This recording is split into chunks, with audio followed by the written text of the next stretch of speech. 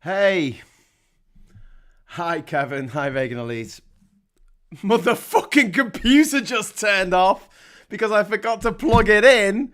So it was running on batteries and it didn't have the decency to tell me, hey, I'm running out of batteries. You might want to plug in your PC. No message at all. It just went, shat itself, and then when I plugged it back in, it went, oh, I'm going to run a machine running code to see if the memory is all right. And I was like, oh my God, you're going to do a memory scan? Because if anyone remembers the heady days of the early 90s when you had a PC, a 286, a 386, or if you were very posh, a 486, you'd get that thing at the beginning where it was like scanning memory and it would go up in chunks of like 24 and it would get up to like 64,000 K, which sounded like a lot, but it wasn't. And you go, yeah, I've got 64 megabytes of memory, woo! And then it would allow you to do things, yeah? I just literally had that on my fucking laptop in 2022. I want me money back. Hey, right, this time I'm on time. Thanks, Pineapple Boy. And good to meet you IRL on Saturday night. Pineapple Boy came and met me in London. And we went for a pint. It was good. It was a bit rushed because I was getting the overnight bus back to Durham. There's nothing like the overnight megabus. It was absolutely bollock-shatteringly freezing because there was no heating on the bus. And so I didn't really sleep. And then I arrived in Newcastle at 45 minutes late. I was supposed to get there at 4:30. And the first bus to Durham is at 5:15. It arrived at about 5:10. And me, like a dickhead, starts running to the bus stop, right? But there's a big blob in the middle of Newcastle called Eldon Square. It's a shopping centre. You know, every city in the UK had to be defaced by a shopping centre back in the day. So shopping centre in the way of me getting to the fucking bus station. Turns out the bus station actually integrated into the shopping centre. Great idea. So in order to get to it, I had to run around the shopping centre, which was closed because it was 4:00 in the fucking morning. And Google Maps was trying to take me through the shopping centre. The little dots on the map were going, go through the shopping centre. I'm like, the fucking door's fucking closed. What the fuck? I'm not going to get through here. Anyway, so I had to run all the way around.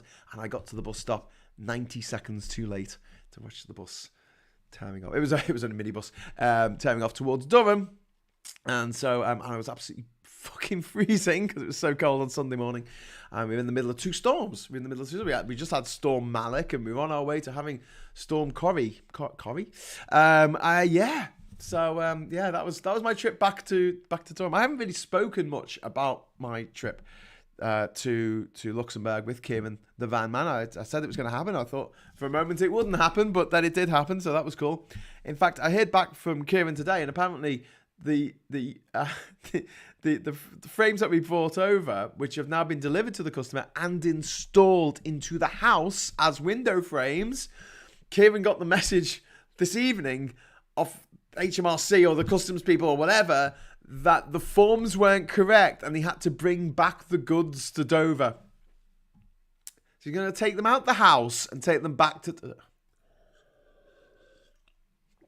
Oh my God. Darren Christian, £2 sent something on PayPal for you. Thanks. Oh, thanks, Darren. Oh, you legend, mate. You fucking legend. Love you. What else have we got here? Graham Linux. Is it Linux or Linux? Tell you that. Haha. Number 3, DaVinci Resolve is very good software to edit video. I don't need to edit video. I'm streaming video, and I've got a subscription to Adobe. I've got Adobe. I got Adobe Premiere. And I know it's glitchy, and I know that it doesn't work with HDV, and I know it's a pain in the arse, but I've been using it now for 20... God, I'm so old. 23 years. Shit. So, yeah, kind of stuck with it now. But yeah, I've got it, so I may as well use it. I wish I had the same attitude about After Effects, but I'm learning it slowly. Bridget Doherty said something, ... I don't know. Hooray, you're here again. I am indeed. How much was his invoice in the end? What you mean for doing the job? I don't know. I don't know how much he's going to charge him, but he said he's going to charge more because obviously it took twice as long. So let's just talk you through very, very quickly because it's 11 o'clock now, but I am aware that I was a bit late starting this particular live cast. So I went down on the Wednesday night on the megabus, which left at 1:15 in the morning from Newcastle. So I had to mooch around Newcastle for a couple of hours after getting the train up there. And on the bus down, it was absolutely stifling. I mean, it was so hot, it was off the chart. And obviously, because I knew I was going to be outside for a long time, I was wearing 2 jumpers, a duffel coat, gloves, and a hat. And I was absolutely melting, and there wasn't a spare seat on the bus. So it was one of those we had to sit next to a stranger and sleep with them. Literally sleep with a stranger, because that's what you do on buses. Yay. And then every time we stopped in Leeds and we stopped in Sheffield along the way, the bus drivers made a point of turning all the lights on brighter than the sun.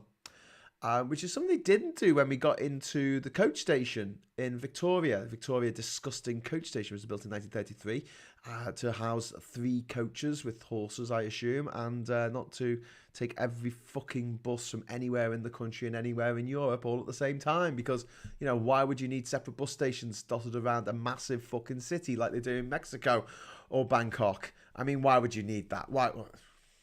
Anyway, I've spoken about that before. So we arrived at about 8 o'clock in the morning. It took a couple of hours to get from the M25 to the central London, because we had to go through Kilburn. Is it Kilburn? Something like that. Past St John's Wood. And through the centre of London. Like past Buckingham fucking Palace. What a stupid place to put a bus station. Anyway, so we arrive in the middle of London and get off the bus.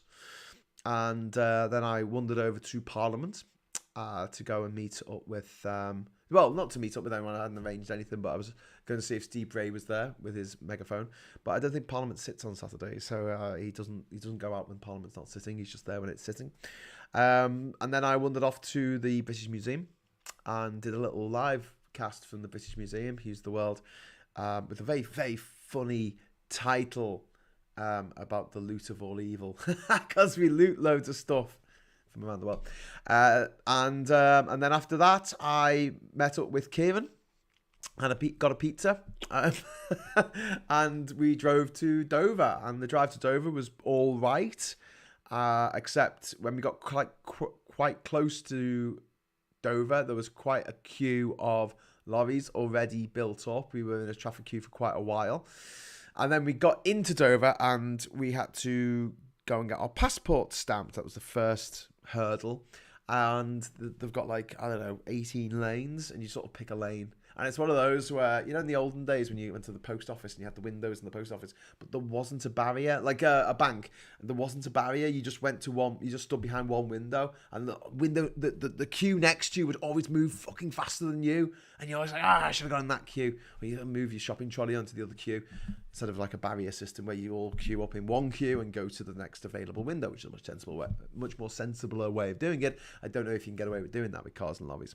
Anyway, so we picked a lane, and luckily for us, it was a very, very fast-moving lane. We got through in about, 20 minutes or something. But we did stop before we got to the checkpoint and asked them, so is it all right if... spoke to the bloke next to us. He's a lorry driver, and we asked him how long he'd been there, and he said 2 hours. 2 fucking hours he'd been sitting there. I was like, Jesus Christ, man, that's disgraceful. Anyway, so... so we get to the point now. Kieran's got a Irish passport, so he doesn't get a stamp. I've got a British passport still, unfortunately. It's still the maroon one, it's still a burgundy one, but unfortunately it is not part of the EU anymore, whereas Kieran is, so he can live and work anywhere in Europe, whereas I have to now get a stamp in my passport. So that's my French stamps just there, those two. It's my in and out of France. They're 2 stamps I didn't want in that bastard thing. Oh no, it's a wonderful thing. The new one's a bastard thing. Anyway, so and then we went into another traffic queue, waiting to leave on the to go through. I think this was customs, the second one.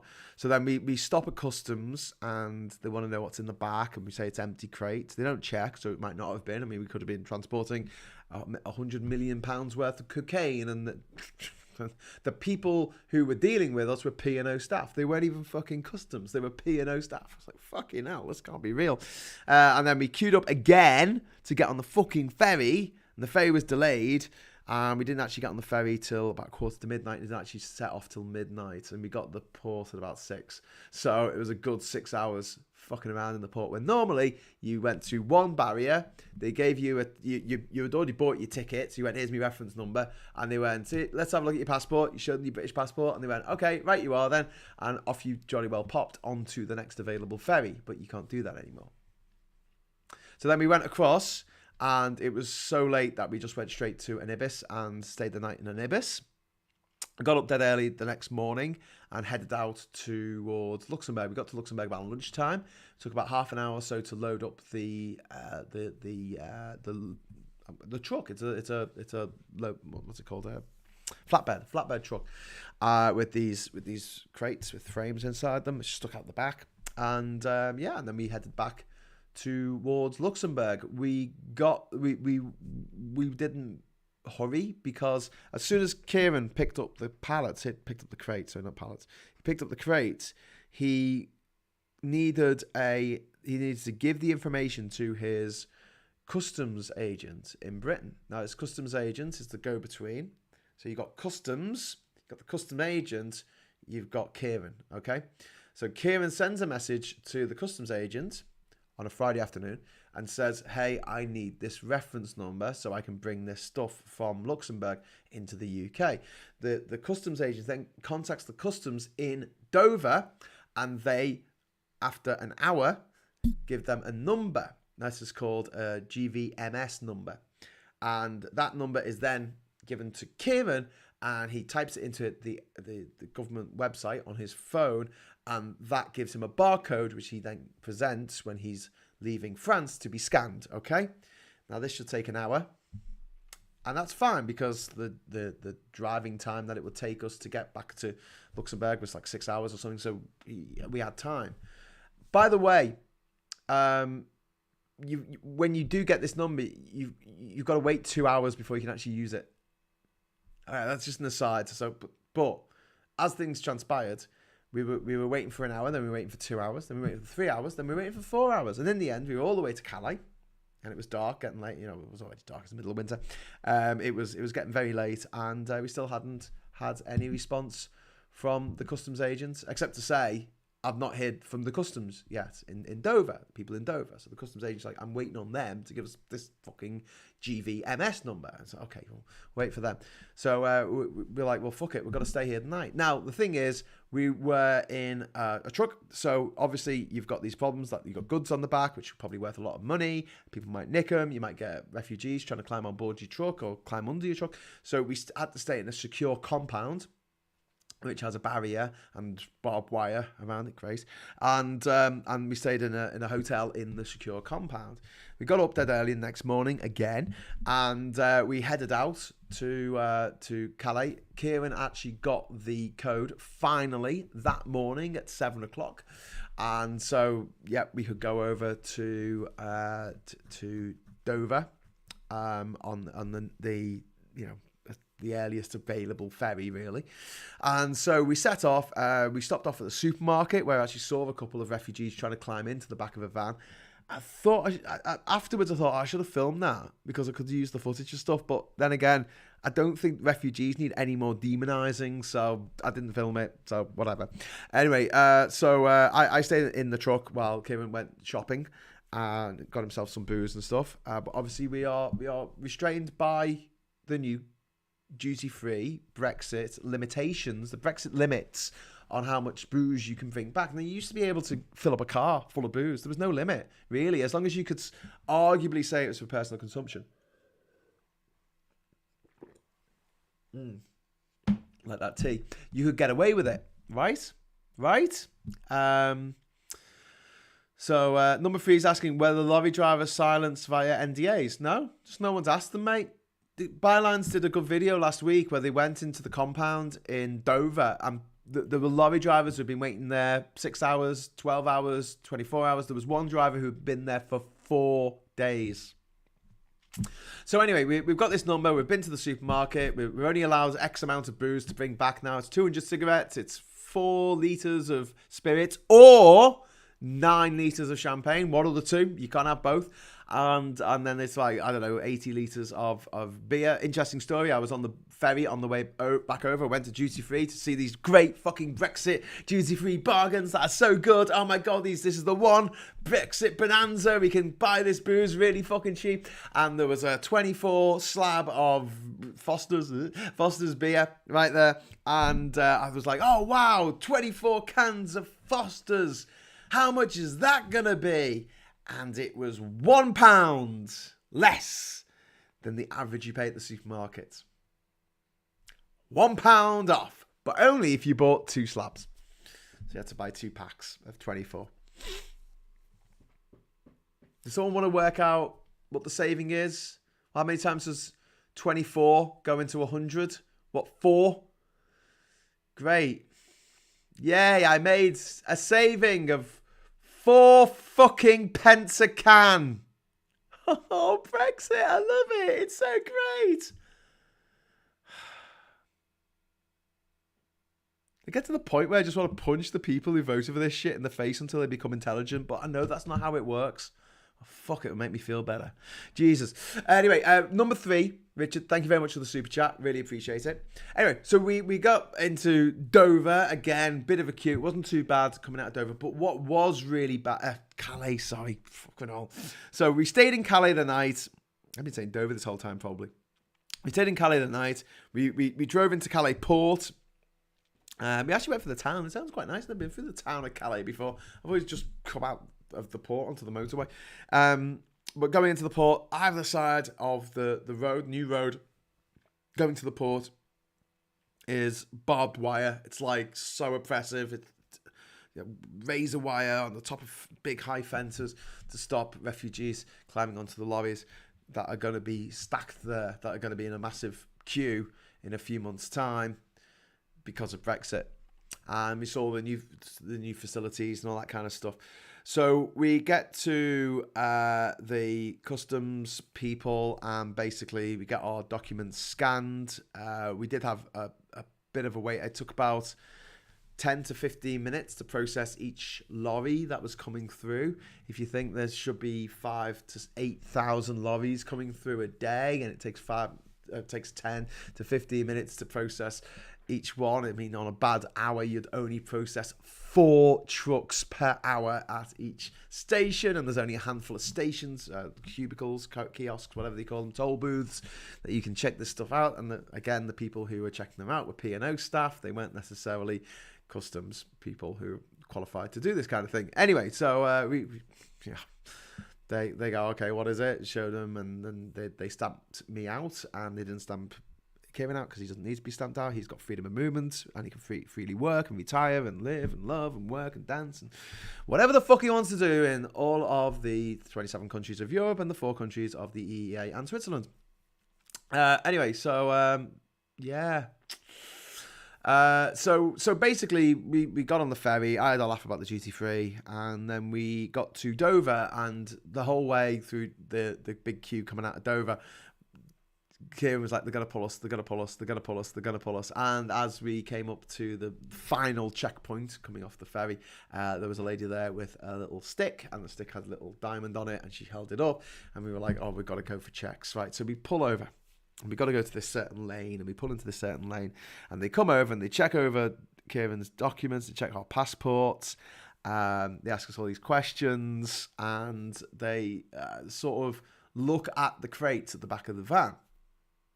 Now, you would expect them, if they were in any way competent or they were in any way concerned about drugs, explosives, smuggled people coming into the country, they might, I don't know, have a sniffer dog that can sniff out explosives or cocaine or people. Bark. There's people in that crate. What? No, didn't happen. They just asked us, have you got anyone in the crates? No. Got any cocaine in there? No. Any drugs? No. Have you got any food in there? No. Have you got any, don't know, explosives? No. okay. And then one of the guys came right up to my window, and he went very softly. He went, "Yeah, if you had something in there, you would tell me, wouldn't you?" And I'm like, "Of course." What a fucking weird question. I was just like, "Yeah," but then, of course, if I had stuff in the back, if I had contraband, I got that's what I'd. Oh my god, cunning way to catch people out. Yes, I do. Oh shit, I've said it now. Anyway, so yeah, that was traveling to Luxembourg and back in the low season, which is January. It's the low season. There's not much trade in January. There's no tourists at all. We saw about 2 cars on the whole ferry. 2. Everything else was HGVs and trucks and lorries and vans. Sorry. HGVs are lorries. So yes, that's it basically. And we live streamed it all, and I'll make a little video, I think, putting it all together about our journey to Luxembourg and back, like applying for a visa, indeed. Jesus, like the UK has gone back to the late 70s, or is it late 30s? It's unreal, but entertaining, mate. Thanks for sharing. That's from Robert Stevenson, indeed. But all a bit of a nightmare. Daniel Jones says, pre-Brexit, my dad used to import crates, 24 1-litre bottles of Ouzo and Scotch whiskey for about half what you'd pay, and bought the bottles here from a shop in Spain. Guess what Brexit did? Well, yeah, destroyed that business. You see, the thing is, like, as well, it's like the idea that duty free was going to be cheaper than this big supermarket, the Carrefour in Calais, it's just it can't be. There's no economy of scale anymore. Because you used to be able to factor in getting to Dover, getting the ticket on the ferry, the time it took to go over there, go to the supermarket, fill up your small van full of champagne for your daughter's wedding, then come back on the ferry and, oh my God, you've got champagne that should have cost you £1,000 and you got it all for 250, haven't you done? Well, won't that be an interesting story to bore every fucker to death with at the actual fucking wedding? Oh my God, I can't wait. That's how it used to be. But thanks to Dad and Granddad and your racist uncle, basically we can't do that anymore. Because they all voted for fucking Brexit because they were told it would get rid of the brown people. And to paraphrase Stuart Lee, not everyone who voted for Brexit was a racist. Cunts voted for Brexit as well. Kevin Hegarty, thank you very much for my €10 super chat. Get an eye mask to keep the light out. A politician went on fact-finding journey today, and he stepped on off his bus. He stepped into human poo. That's why he tried to clean up all the poo. Indeed. Can you do Northern Ireland to Ireland or GB to Northern Ireland? I think, Stephen, I think GB to Northern Ireland would be better one to do because there's no border controls between Northern Ireland and Republic of Ireland, because that's obviously mandated in the Good Friday Agreement. Lol, I have a racist uncle. That's a great idea, Steve comment. Would you and Kieran be up for doing that? I would be up for doing that. Kieran was absolutely spitting feathers after our whole experience. He's got a family in the UK, and he only was taking these jobs, which were short distance jobs, to Paris, to Brussels, to Luxembourg, because he knew he could do them in 24 hours. He would only be away for one night. And because of Brexit, he's going to be away for 2 nights. And if things get worse and worse and worse, which it looks like they're going to do, throughout the year, it might be 3 nights, 4 nights, 5 nights. Just going there and back. Because you have to wait in the queue. Oh, also, when we were coming back, so the roads going into Dover, you've got, on out of Dover in our case, the A20, and that meets up with the M20, and that goes all the way to the M25, which is the ring road for London, and the ring motorway. And on the M20, we noticed that they had made 15 miles of barrier, concrete barrier, and that was over to the left of the hard shoulder. Okay, when we were on our way in. When we were on our way back out, all of those blocks for about half the distance, about 7 miles, have been moved to the middle of the motorway. So if you imagine the motorway's 4 lanes, because you've got the hard shoulder and then the 3 normal lanes, it was in between lane 1 and 2. Okay, and so we drove on the hard shoulder, and that bit of the road was sectioned off. We think that's going to be a contraflow.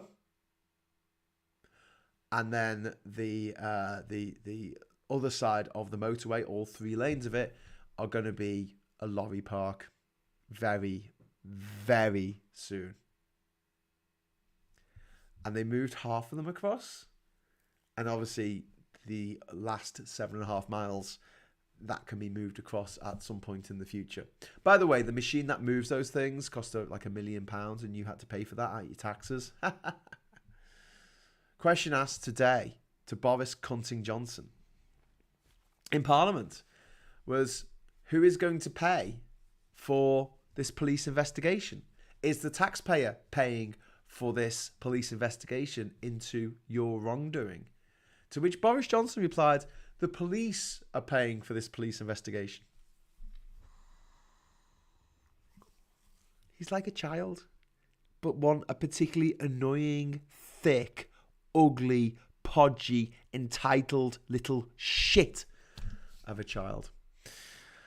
Anyway, I have an empty house for the next 6 months, only free of charge in the heart of Dublin, not far from Dublin Port, if you're interested. Oh, Kevin, that'd be really cool. Well, what we could do is there's the ferry to Northern Ireland from Birkenhead. I don't know if that's a goods ferry, though. I think that's just a passenger ferry. But we could head up to Scotland, to Stranraer, or there's a new port just north of Stranraer, which goes across to Belfast as well. There's the Birkenhead ferry from Liverpool that goes to Belfast, and then we could get the Dublin ferry back via Anglesey.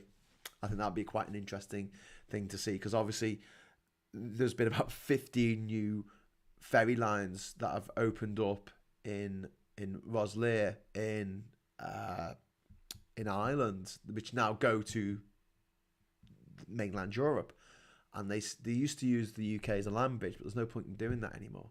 And so Britain is losing out once again, because all that extra money that was coming in as traffic flowed through our country isn't going to come through our country anymore. Yeah, maybe it's better for the environment. I don't know. Maybe it's better for the environment if we all live in rags and freeze to death. Reagan says, do you like going to films or going to the cinema to see what's on? Well, so does Graham, and you can join him on his film channel every Sunday. Thank you very much, Reagan. Although I didn't do it, I felt really, really bad about not doing the film club yesterday. But A, I was knackered. B, Catherine was like, well, you have been away for a bunch of days. You know, can we have an early night, please? And also, I hadn't got any of my stuff set up, which usually helps. Love our film nights. Yes, we're going to do a film night on Sunday, I hope, which is going to be... What are we doing? Witness for the prosecution. Billy Wilder. I'll make sure that happens. But there's a chance I might be heading to London again on the megabus. So glutton for punishment on Friday, because if there's a protest on Friday, then on Saturday, against Boris Johnson, I'm going to be there. So if any of you just want to meet up for a beer or come along to the march with us, that'd be great. I think it might be a rally, I don't know, in Parliament Square. We'll see how many people turn up. But I would like to be involved in that if anything's happening, if anything's going down. I'm up for a good old protest. I fucking hate the Tories. Okay, so I've gone way over time, but then again, did have technical problems at the start there, and then my computer just died. Yes, indeed. We are going to be back I'm going to be back on Wednesday for Prime Minister's Questions. There's a lot of things I haven't delved into today. The fact that Boris Johnson was supposed to have a fucking conversation with Vladimir Putin this afternoon. You know, the guy who's threatening war against Ukraine. Yeah, that guy. Right, the one with all the fucking troops massed up and the tanks on the border. Do you remember tanks? Do you remember Boris Johnson a few months ago going, well, you know, we're going to get rid of all of our troops and trim it down to a really trimmed down army of about 75,000 because the days of tank warfare are over. No one fights wars with tanks anymore. And what's Putin put all along the border of Ukraine? Anyway, it was probably a good thing that Boris Johnson didn't actually talk to Vladimir Putin this afternoon, because he probably would have made it worse, like he did with Zanine Zakari Radcliffe, who basically he said that she was teaching journalism when she was on holiday. She was on holiday in Iran, and he said she was merely teaching journalism, and you were like, everyone was like, fucking shut up, you stupid, obnoxious, daft, idiotic twat. How could you say something so damaging? And this was when he was a fucking foreign minister. Anyway, she's still in jail. No thanks to him. Gobshite. So the fact that he didn't speak to Putin is probably a good thing, but he was supposed to speak to Putin this afternoon, but had to cancel that telephone conversation because he was dealing with the fact that he's a motherfucking liar, and he motherfucking lied to motherfucking Parliament like a twat. And when Ian Blackford said, hey, you fucking lied to fucking Parliament, you motherfucker, he was the one who got thrown out of Parliament for telling the fucking truth. Whereas the lying sack of shit, Lie McLieface, Boris Cunting Johnson, he gets to stay in power for fucking ever. Because half this country is thick as pig shit, and they just lap it up. Oh, he's posh, he's funny, he makes me laugh, I could forgive him of anything. Well, do you know what? I think there's only so much milk of human kindness even these fucking fuckwits have. And there's going to be a point. There's going to be a point where they're like, fuck this little shitbag. Fuck him. Anyway, Robert says, I would love to know what the journey is like from Liverpool, Scotland to Northern Ireland. Yeah, I mean, I could do it. I could do that trip. I've done it a few times, actually. I could do that trip just for fun. But I'm feeling like if I do that trip, then I'll do it as a foot passenger or whatever. I won't really get a feel for it. Kind of need to be taking cargo. But I don't think Kieran does any runs up to Ireland. But I suppose I'll have a chat with him, see if we can sort that out. I'm sure he'll be amenable to that. And yeah, I've got friends in Ireland as well, and it'd be nice to go and see them. It would have been nice to meet up with people in Luxembourg, to be honest with you. But we actually went to the very north of Luxembourg, a place called Trois Vierges, which doesn't have the three edges, which doesn't have. It's about an hour on the train to Luxembourg proper, and we just didn't have time. We just had to sort of get there and get out again. So it was unfortunate. It would have been nice to have maybe a nice out in Luxembourg, maybe next time. Although we did visit the three borders of. There's a point where you can stand almost in the three between Germany, Luxembourg, and Belgium, and it's where a river, a little rivulet, a little stream meets another river or stream, and if you imagine like a T like this, in the middle of the T is where the three meet, the three countries meet, and yeah, there's a nice EU flag there. Don't fight a war with Russia in winter. Someone else tried that. Good point. I love the way Putin says, I don't want to be surrounded. I don't want to be surrounded by NATO. It's like, even if Ukraine joined NATO, it would only be 6% of your border would be NATO countries, because Belarus sure as fuck ain't part of NATO, and it's not going to be joining any fucking time soon. Kazakhstan's not part of NATO, not going to be joining anytime soon. Mongolia, fucking China, yeah, not going to be joining NATO anytime. North Korea, not going to be joining NATO anytime soon. Vladimir, you fucking bullshitter. You're surrounded. Fucking grow up. Gobshite. Try not invading people's countries. Try not taking taking Korea, the Korean Peninsula. Why didn't you try not taking South Ossetia and Abkhazia? Why not take other people's countries when you've already got the biggest cunting country in the motherfucking world? Gobshite. Anyway, Boris Johnson, embarrassment to the fucking universe, actually had to cancel his conversation over the most important political issue in the world at the moment, because Putin's threatening war. He had to cancel his meeting. And we're getting shit off the Americans, quite rightly, because a lot of the money that we need to freeze, because Putin doesn't have that much money in his own name. He has these little acolytes around the world who store his money for him. So he's like his favourite violinist. He's worth billions, even though he doesn't do anything. He plays the fiddle. His favourite trombonist. There you go. Have a few trillion rubles. Anyway, a lot of their money is in Belgravia, in London.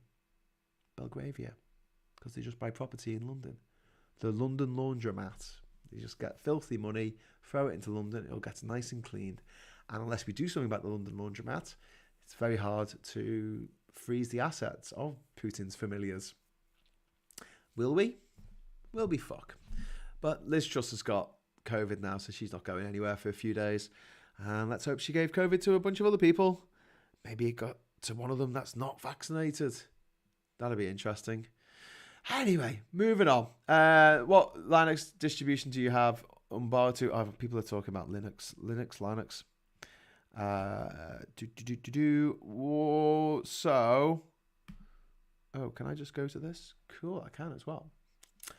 Right, I'm just going to quickly read you the front pages of the papers. Very, very quickly. I mean, so quickly, this is going to make your face spin, I'm sure.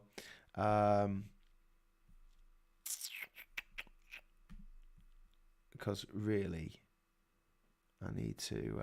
oh, shit. What's going on here? What's going on here? Ah, there we go. Okay.